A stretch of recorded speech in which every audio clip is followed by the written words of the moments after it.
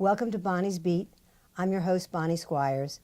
I like to interview people who are doing important things in the community, whether it's in academia, whether it's in athletics, whether it's in politics, whether it's in charities. And today, we have someone who's so relevant, and it's really ironic because when I asked Eszter Kutas, who's the acting director of the Philadelphia Holocaust Remembrance Plaza and Foundation, when I asked her to be my guest, that was weeks before the Tree of Life massacre in Pittsburgh. But the timing turned out to be very appropriate. So Eszter, thank you so much. Is it Esther or Eszter? It's Esther. Esther. It's Yes. just spelled differently than we Yes, spell it it in is. English. Yes, that's right. Eszter. Yes, Esther. that is the Hungarian spelling, but it's the same name. Because you're from Esther. Hungary. Yes, I Okay, am. all right. Yes. With a law degree from Penn, so we can claim her as a Philadelphian also. Yes. Esther, I'd like you to read for my audience the statement that the Holocaust, the Philadelphia Holocaust Remembrance Foundation issued after that horrible massacre inside the synagogue on Shabbos. Sure. The Board of Directors of the Philadelphia Holocaust Remembrance Foundation grieves for the 11 members of the Tree of Life congregation brutally murdered in Pittsburgh on Saturday. We stand in solidarity with their families, friends, fellow congregants, and everyone affected by this vicious, premeditated crime. Last Monday, we opened Philadelphia's Horwitz-Wasserman Holocaust Memorial Plaza to the public as a symbol of remembrance, reflection, and resilience in the face of hatred and evil. With anti-Semitic incidents in the United States rising nearly 60% between 2016 and 2017, the largest single-year increase ever documented by the Anti-Defamation League, we created the plaza knowing that the need for Holocaust education and for tolerance is more important than ever. We are devastated by how swiftly this need has been demonstrated. The Philadelphia Holocaust Remembrance Foundation condemns all forms of hatred and violence against all minority and oppressed groups in the strongest possible terms. Join us in remembering the lives of those lost and in saying empathetically and in unison, never again. That was a beautiful statement. Thank you so much. I went to an interfaith service at my synagogue, Har Zion Temple, and they had 11 yahrzeit candles lined up, one for each of the victims. And one of the outstanding speakers who also lit a candle was the African-American chaplain from the University of Pennsylvania, Reverend Chaz Howard. He was just remarkable, just amazing. So I wrote my column in the Mainline Times about it. But who would believe in 2018 that there would be an anti-Semitic massacre, the biggest massacre of Jews in American history? Yes. It's just so astonishing and obscene and upsetting. And then the week before, you had your dedication of the plaza. Yes. So tell us about what's on the plaza, the location of it. You retained that fabulous sculpture by Nathan Rappaport, right? So tell us about it. Sure. So I'd like to share a little bit of our history for everybody who will be watching this. So the original story of the monument that you're referring to started in the 1960s, when a group of Holocaust survivors and new immigrants to the United States, together with other families affected by the Holocaust and the war, got together to commission Nathan Rappaport, the sculptor, to erect a new monument on the Benjamin Franklin Parkway. And it took several years for Nathan Rappaport to complete his work. He himself was a Holocaust survivor, as you may know, originally from Poland, who actually escaped towards the east, towards the former Soviet Union, to survive the war. And when the statue was completed, there was a beautiful ceremony on 16th and the Benjamin Franklin Parkway on an April day in 1964 to really celebrate this event. And this monument was the first public Holocaust monument in the United States. There were no other ones before. There were no Holocaust museums at the time, and it was a truly a groundbreaking effort by the Jewish community in Philadelphia, and especially those who were personally affected by the Holocaust. And the plaza after that became a beautiful park from 1964 on, but the area surrounding the monument wasn't really used ideally. So apart from the once a year there was a ceremony, and you'd have hundreds of people, and the mayor would lay a wreath, and the governor, and a lot of important people in the community. Yes. So once a year, the park was activated and was filled with remembrance and education. But on other days of the year, it really wasn't optimally used. So fast forwarding a couple of decades, in the early 2000s, the Philadelphia Holocaust Remembrance Foundation got together to rethink how to reactivate this beautiful physical space around the park. And multiple versions were considered, including perhaps building a museum. Underneath. That idea was primary for a number of years. Sure. It really was.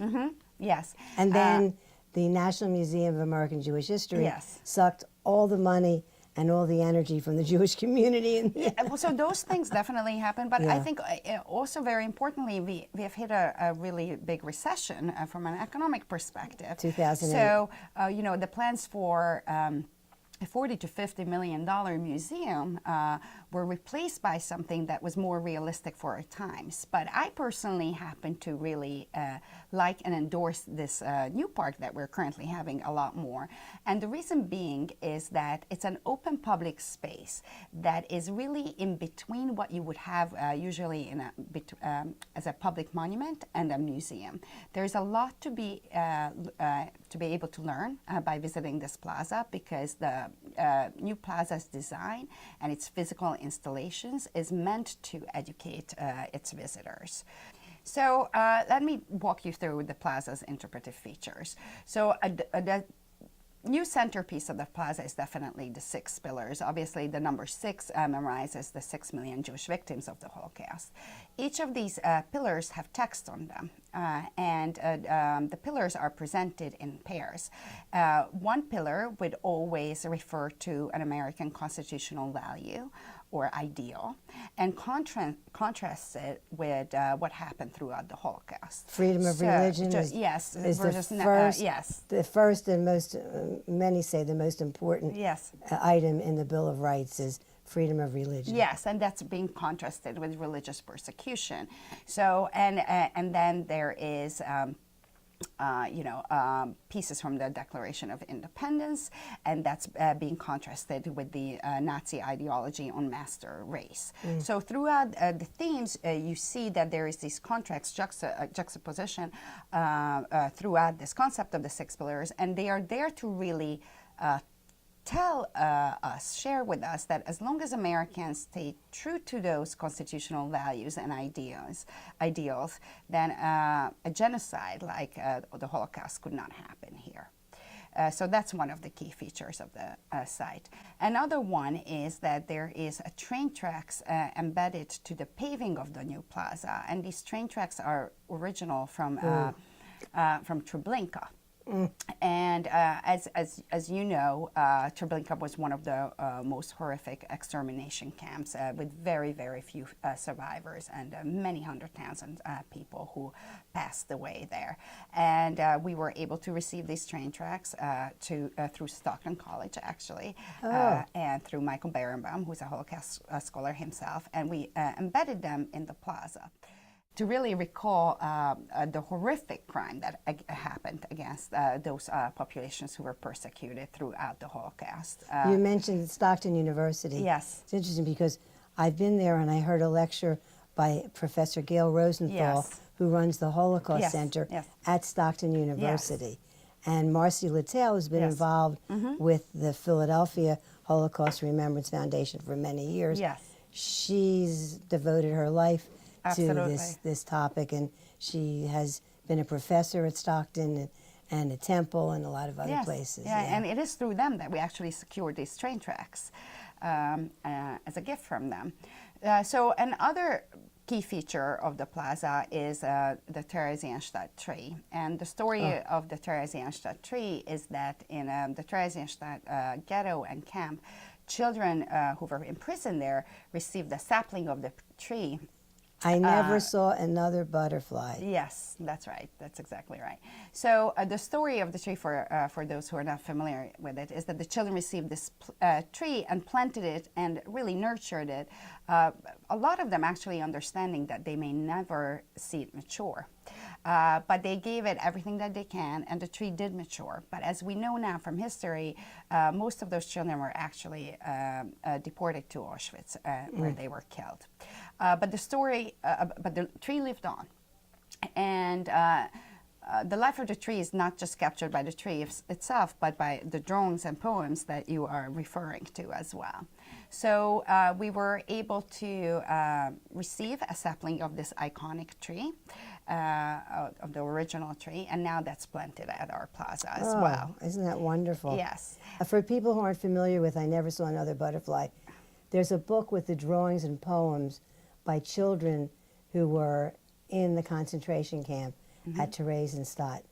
And the title comes from one of the poems that a little girl wrote, that she never saw another butterfly. She saw it once and never saw another butterfly.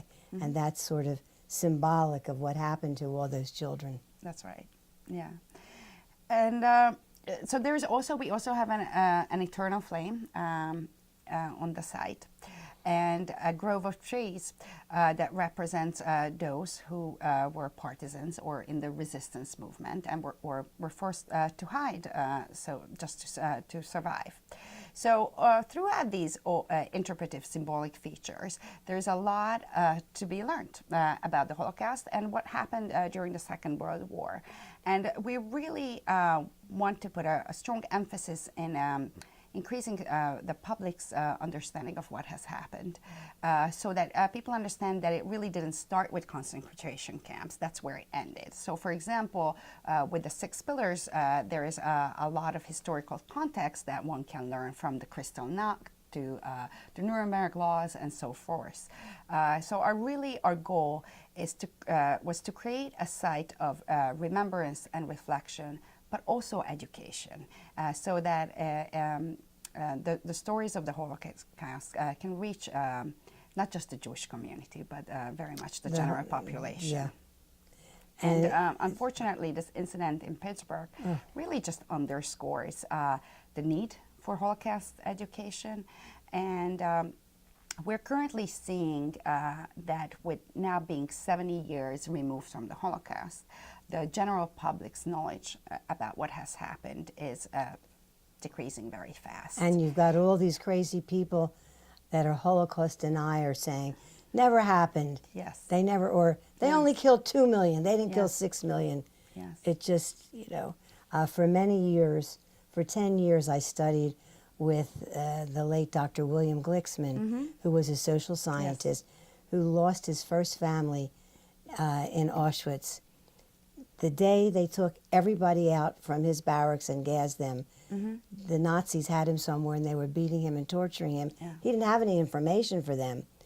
And when he got back to the barracks, it was totally empty. He was the only survivor of his barracks.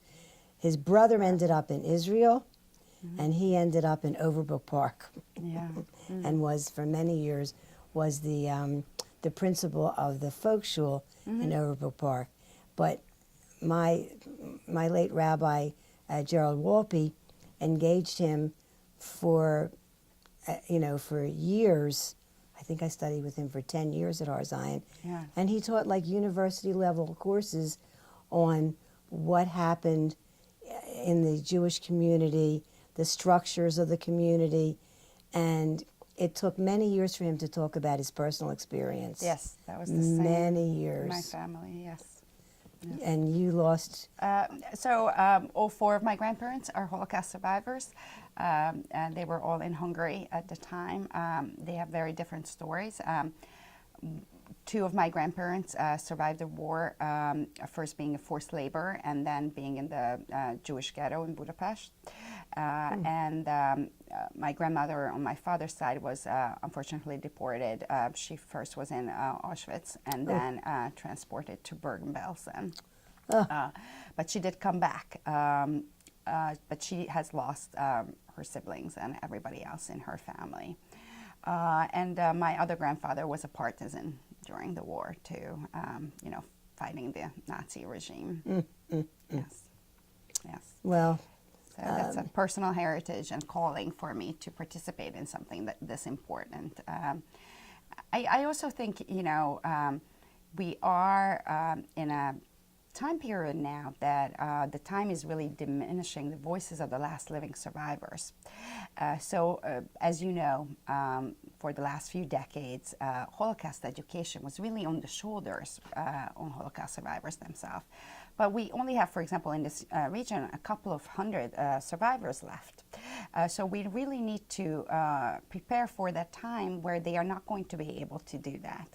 And this is why we are so excited that we were able to partner with the USC Shoah Foundation. Well, Steven Spielberg had this brilliant idea years ago to train a whole cadre of volunteers to go out and tape interviews with Holocaust survivors and make a whole archive of all the people who survived the Nazis.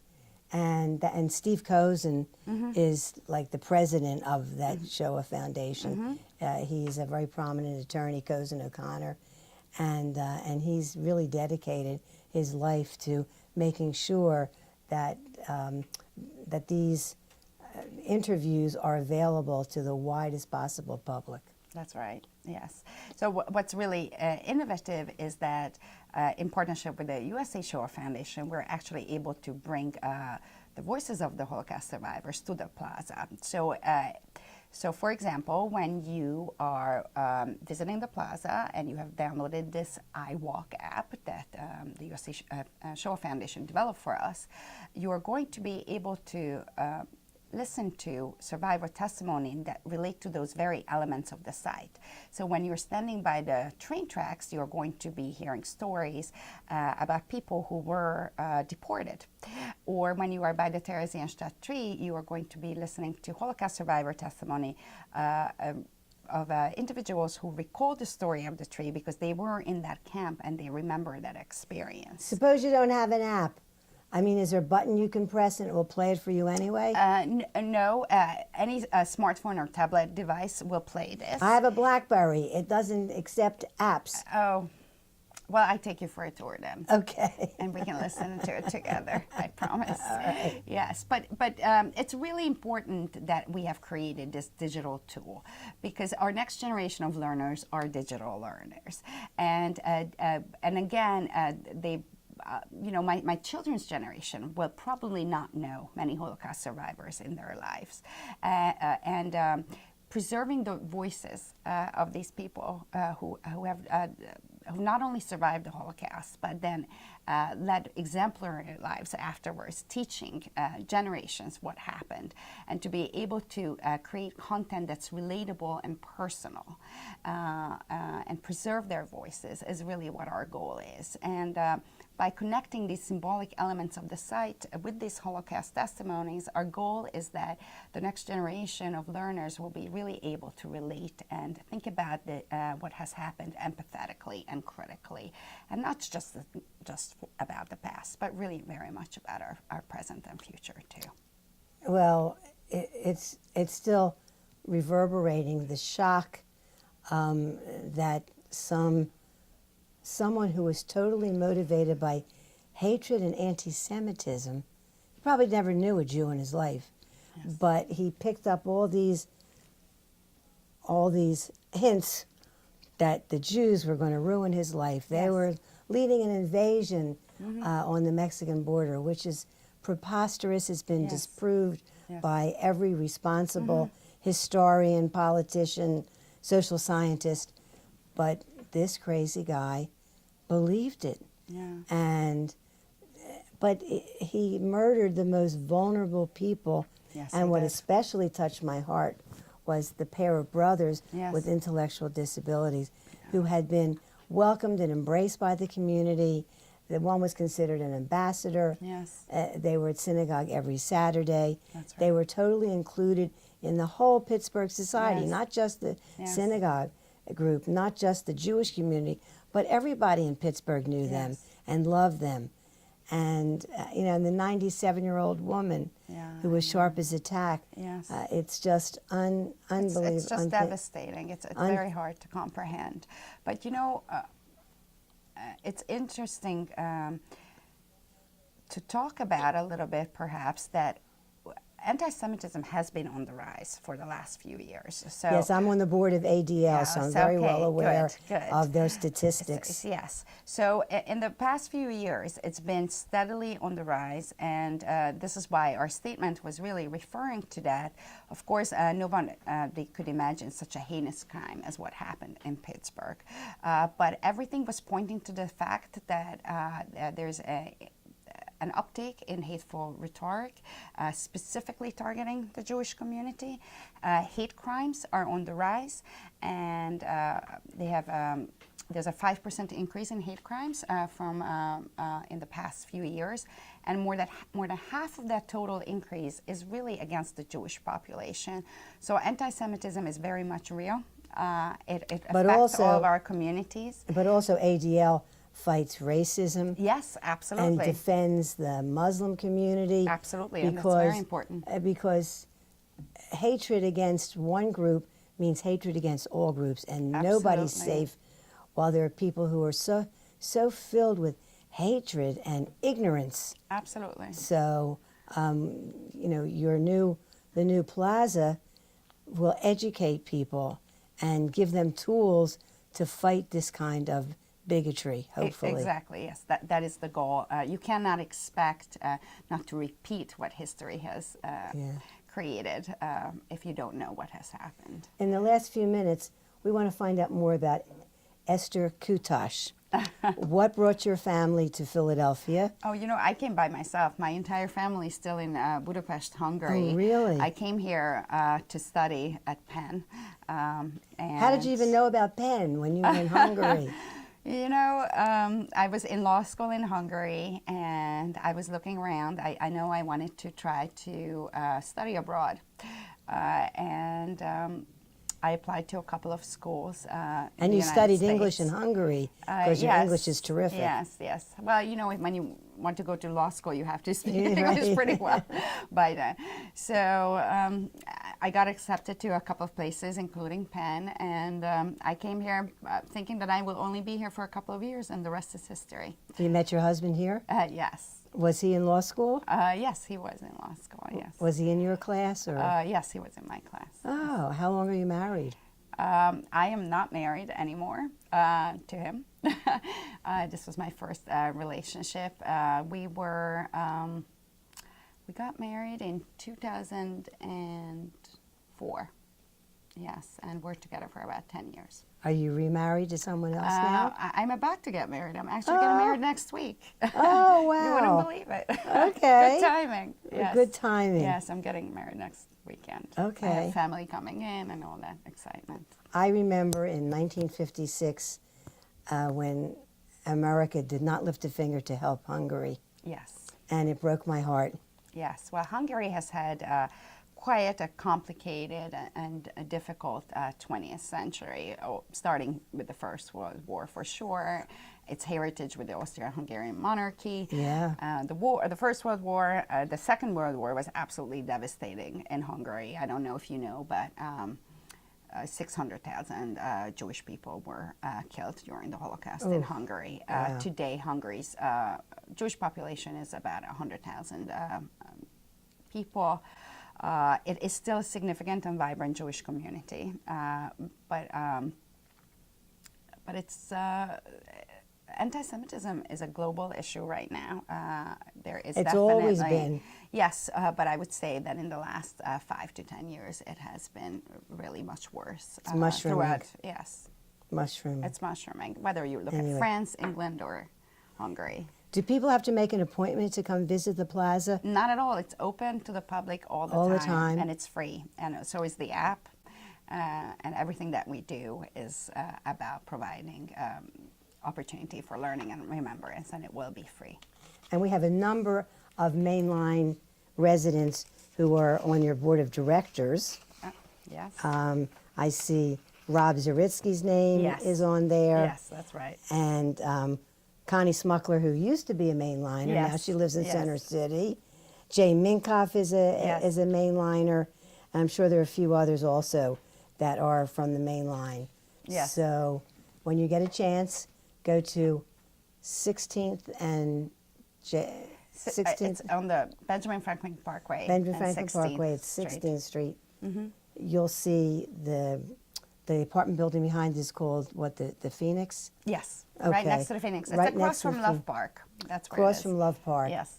And it's a wonderful addition to the history of Philadelphia, where the Liberty Bell is and where America started. So thank you very much, Thank Eszter you. Kutas. Thank you for having me. And we'll see everybody next week. Thank you.